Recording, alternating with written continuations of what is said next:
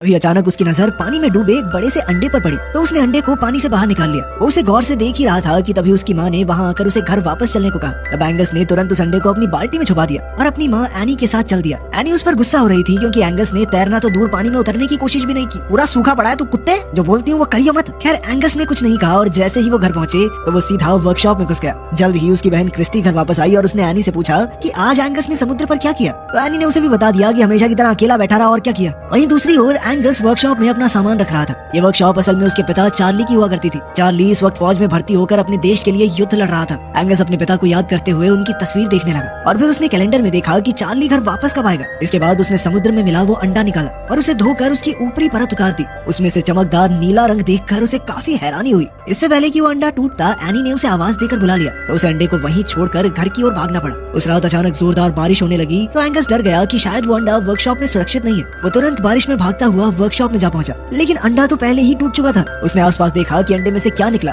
तो उसे एक अजीबोगरीब जानवर दिखाई दिया। उसने जानवर के करीब जाकर उसे छूने की कोशिश की तो जानवर उसे काटने को आया। तब एंगस को एहसास हुआ कि शायद इसे भूख लगी है। अब वो फटाफट उसके लिए कुछ खाने को लेने गया, जिसके बाद वो जानवर थोड़ा शांत हुआ। अब एंगस उसे प्यार से खाना खिला रहा था तो एनी ने एक बार फिर उसे आवाज देना शुरू कर दिया, जिसके बाद बेचारे एंगस को न चाहते हुए भी वापस जाकर सोना पड़ा। फिर अगली सुबह एंगस की आंख खुली तो उसने देखा कि फौजियों की एक टोली उनके घर आ पहुंची थी। वो एनी और क्रिस्टी के साथ उनसे मिलने गया तो उनकी मुलाकात कैप्टन हैमिल्टन से हुई। हैमिल्टन ने कहा कि खबरों के मुताबिक दुश्मन फौजी समुद्र के रास्ते देश में घुसपैठ करने की कोशिश कर सकते हैं, इसलिए उसकी फौजियों की टीम उनके घर पर ही रुककर दुश्मन से मुकाबले की तैयारी करेगी। इसके बाद उसके फौजी घर में सामान लाकर अपने काम की जगह बनाने में जुट गए। तब एनी ने क्रिस्टी और एंगस को अपने कमरे में वापस जाने को कहा। खैर बाद में एंगस लाइब्रेरी गया ताकि वो इस अजीबोगरीब जानवर के बारे में कोई किताब ढूंढ सके। जैसे ही उसे किताब मिली तो वो सीधा वर्कशॉप पहुंचा, लेकिन वहाँ सब कुछ उथल पुथल हो चुका था और वो जानवर चार्ली के जूते चबाने की कोशिश कर रहा था। एंगस समझ गया कि उसे भूख लगी है, इसीलिए वो किचन में खाना लेने गया, लेकिन वहाँ उसे फौजियों के बावर्ची सार्जेंट स्ट्रंक ने रोक दिया और कहा कि उसे यहाँ आने की इजाजत नहीं है। एंगस ने कहा उसे थोड़ा खाना चाहिए, लेकिन स्ट्रंक ने उस पर ध्यान नहीं दिया। फिर एंगस ने उससे पूछा कि क्या वो किचन का कूड़ा फेंकने जा सकता है। ये सुनकर श्रंक तुरंत राजी हो गया और फिर एंगस ने अपने नए दोस्त को रसोई का बचा खुचा सारा खाना खिला दिया। उसे खाते हुए देखकर एंगस को बेहद खुशी हुई और उसने इस जानवर का नाम क्रूसो रखा। इसके बाद उसने इस जानवर के बारे में पढ़ना शुरू किया, लेकिन उसे कोई खास जानकारी नहीं मिल पाई। कुछ ही देर में क्रूसो सारा खाना चट कर गया तो एंगस ने कूड़ेदान को पानी से भर दिया ताकि क्रूसो उसमें मजे से तैर सके।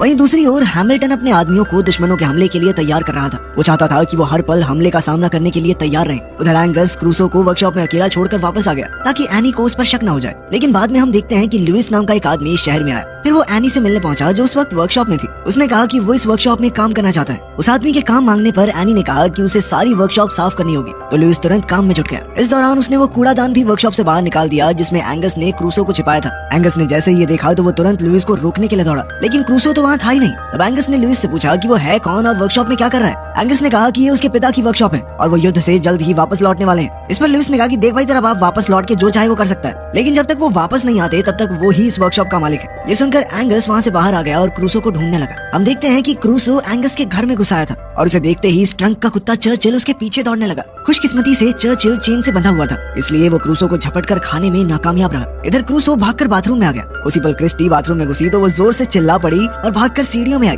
उसकी चीखें सुनकर एंगस तुरंत समझ गया कि क्रिस्टी ने क्रूसो को देख लिया है, इसलिए उसने क्रिस्टी को शांत किया और उसे समझाया कि क्रूसो उसका पेट है जो उसे समुद्र किनारे मिले एक अंडे से निकला है। क्रिस्टी तो अब भी बुरी तरह डरी हुई थी, मगर एंगस ने उससे वादा लिया कि वो एनी को ना बताए क्योंकि क्रूसो किसी को नुकसान नहीं पहुंचाता। वहीं दूसरी ओर एनी वर्कशॉप में लुइस से मिलने आई। वो अपने साथ अपने पति के कुछ कपड़े लाई थी जो उसने लुइस को दिए। ये देखकर लुइस ने पूछा कि क्या चार्ली वापस नहीं लौटेगा। इस पर एनी ने भारी मन से कहा कि वो कभी वापस नहीं आएगा। इस पर लुइस ने पूछा कि एंगस तो मुझे कह रहा था कि उसके पिता वापस आने वाले हैं युद्ध से। जिस पर एनी ने जवाब दिया कि एंगस अभी बच्चा है। सच तो ये था कि जहाज समुद्र में डूबने की वजह से चार्ली की मौत हो गई थी। खैर फिर उसने लुइस से बाथरूम में हो रही लीकेज को ठीक करने में मदद मांगी। लुइस उसे ठीक करने के लिए घर में आया तो हम देखते हैं कि ये वही बाथरूम था जिसमें एंगस और क्रिस्टी ने क्रूसो को छिपा रखा था। जैसे ही लुइस ने दरवाजा खटखटाया तो उन्होंने उसे अंदर आने से रोकने की कोशिश की, मगर काफी देर बाद भी जब वो बाहर नहीं आए तो लुइस ने कहा कि वो एनी से उनकी शिकायत करेगा। आखिरकार क्रिस्टी ने मजबूरन दरवाजा खोला। लुइस ने अंदर आकर कहा कि वो लीकेज ठीक करने आया है, और तभी अचानक उसकी नजर क्रूसो पर पड़ी तो वो बुरी तरह डर गया। उसने घबराकर पूछा कि ये क्या है। तो एंगस ने उसे क्रूसो की पूरी कहानी सुनाई। लुइस ने हैरानी से उसे देखते हुए छूने की कोशिश की तो अचानक क्रूसो उसे काटने को आया। खैर फिर लुइस ने कहा कि क्रूसो बिल्कुल एक समुद्री घोड़े की तरह दिखता है। समुद्री घोड़ा दुनिया में सबसे दुर्लभ जानवरों में से एक है। कहा जाता है कि धरती पर एक वक्त पर सिर्फ एक ही समुद्री घोड़ा होता है। एक समुद्री घोड़े के मर जाने के बाद एक नया अंडा टूटता है। जिसमें से नया घोड़ा फिर से जन्म लेगा। फिर लुइस ने उन्हें समुद्री घोड़े की जादुई शक्तियों के बारे में बताया और तभी अचानक एनी ने दरवाजा खटखटाया। अब एंगस ने क्रूसो को छिपाने में लुइस की मदद मांगी क्योंकि एनी कभी उसे घर में रखने की इजाजत नहीं देगी,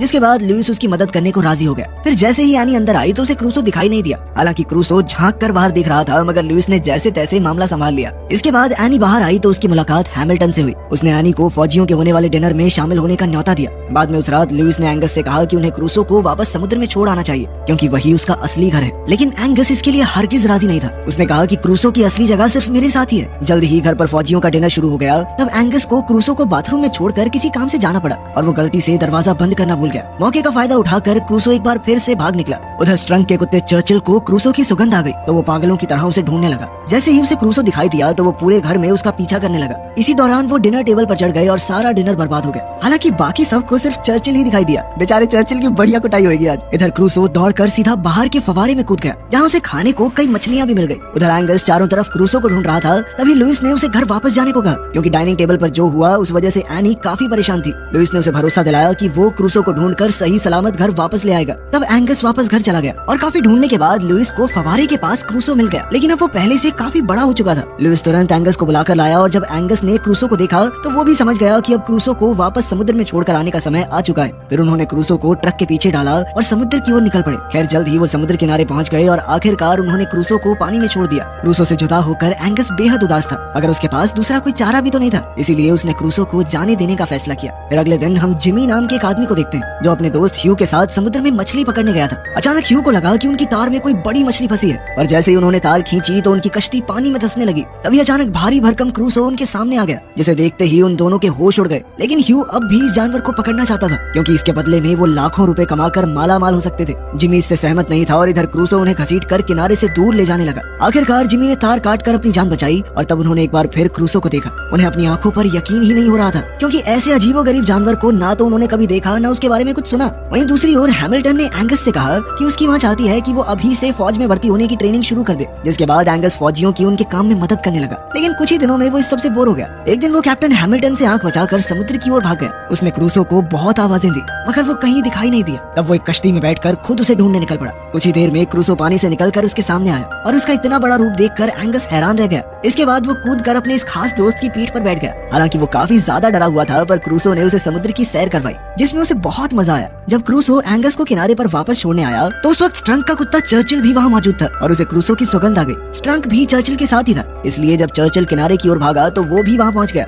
उसने क्रूसो जैसे बड़े अजीबोगरीब जानवर को पहले कभी नहीं देखा था। वो चाहकर भी अपनी आंखों पर यकीन नहीं कर पा रहा था। इधर रात को एंगस ने क्रिस्टी और लुइस को अपनी समुद्र की सैर के बारे में बताया, जिसे सुनकर वो दोनों काफी खुश हुए। वहीं बाहर से एनी ने उन्हें हंसते हुए देखा और वो वापस जाने लगी। तभी लुइस ने उसे देख लिया और वो भी उसके पीछे गया। तब एनी ने लुइस का शुक्रिया अदा किया क्योंकि आज उसकी वजह से उसने अपने बच्चों को इतने समय बाद खुलकर हंसते हुए देखा। इस पर लुइस ने हंसकर उसकी बात को टाल दिया। वहीं दूसरी ओर हम देखते हैं कि जिमी ने जॉक नाम के एक रिपोर्टर को समुद्र में मिले उस अजीबोगरीब जानवर के बारे में बताया। इसके बारे में सुनकर जॉक ने सोचा कि इसके जरिए वो शहर में इन्वेस्टर्स को ला सकता है क्योंकि टूरिस्ट को ऐसे अनोखे जानवर देखने में दिलचस्पी होगी। मगर ह्यू ने कहा कि शहर जैसा है वैसा ही ठीक है। लेकिन जॉक का कहना था कि अगर समुद्र में कोई खतरनाक जानवर है तो आम लोगों को इसके बारे में पता होना चाहिए, उनको जानने का पूरा हक है। उधर अगले दिन हैमिल्टन एनी और उसके बच्चों को एक पहाड़ी की चोटी पर लेकर आया ताकि वो उन्हें अपनी फौज की तैयारी दिखा सके। वो उन्हें दुश्मनों के खिलाफ इस्तेमाल होने वाले हथियारों का नमूना दिखाना चाहता था। अब कैप्टन ने अपने आदमियों को पानी में छुपे दुश्मनों पर हमला करने का नमूना पेश करने को कहा। ये सुनकर एंगस को एहसास हुआ कि इससे क्रूसो की जान को खतरा हो सकता है, इसलिए उसने एनी से मिन्नतें की ताकि वो फौजियों को रोक सके।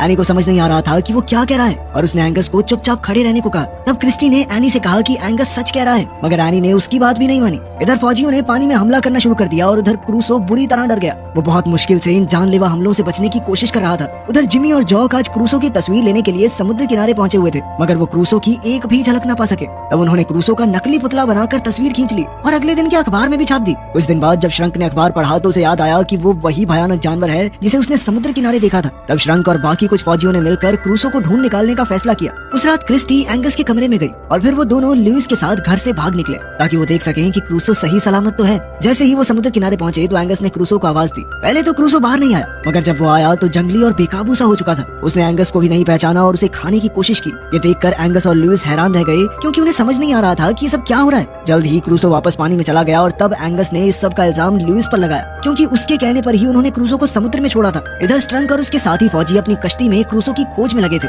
आज वो क्रूसो को जान से मारने के इरादे से आए थे। जैसे ही वो किनारे के करीब पहुंचे तो उन्हें चर्चिल के भौंकने की आवाज सुनाई दी। स्ट्रंक समझ गया कि जरूर चर्चिल ने कुछ देखा है, इसीलिए उसने कश्ती को आवाज की दिशा में ले जाने का आदेश दिया। पर तभी अचानक क्रूसो चर्चिल को जिंदा चबा गया और एक बार फिर चारों ओर शांति हो गई। फौजियों को समझ नहीं आया कि ये क्या हो रहा है और उन्होंने उस दिशा में गोलियां चला दी। और तभी अचानक क्रूसो ने उनकी बोट को टक्कर मारकर उन सबको पानी में गिरा दिया। वहीं दूसरी ओर जब हैमिल्टन को समुद्र में हो रही गोलीबारी की खबर मिली तो उसे लगा कि दुश्मनों ने उन पर हमला कर दिया है। उसने तुरंत सभी फौजियों को दुश्मनों पर जवाबी हमला करने का हुक्म दिया। फिर उसने एनी को बच्चों के साथ घर में छुपने को कहा। तभी एनी ने क्रिस्टी को देखा और उससे पूछा कि एंगस कहाँ है। क्रिस्टी ने कहा कि वो घर में नहीं है। ये सुनकर एनी काफी घबरा गई और उसने कहा कि वो एंगस को युद्ध जैसे हालातों में यूं ही अकेला नहीं छोड़ सकती, इसीलिए वो भी जिद करके हैमिल्टन के साथ समुद्र की ओर निकल पड़ी। हैमिल्टन ने उसे समझाने की काफी कोशिश की मगर एनी मानने को राजी ही नहीं थी, इसीलिए उसे एनी को अपने साथ ले जाना पड़ा। उधर समुद्र में क्रूसो एकदम बेकाबू हो चुका था और उसने स्ट्रंक को अपने मुंह में पकड़कर उठा लिया। तभी एंगस एन वक्त पर वहां पहुंचा और उसने क्रूसो को रोकने की कोशिश की, लेकिन क्रूसो ने उसकी एक न सुनी। अब एंगस उसके करीब जाने के लिए पानी में उतर गया और अचानक उसका पैर फिसल गया और वो डूबने लगा।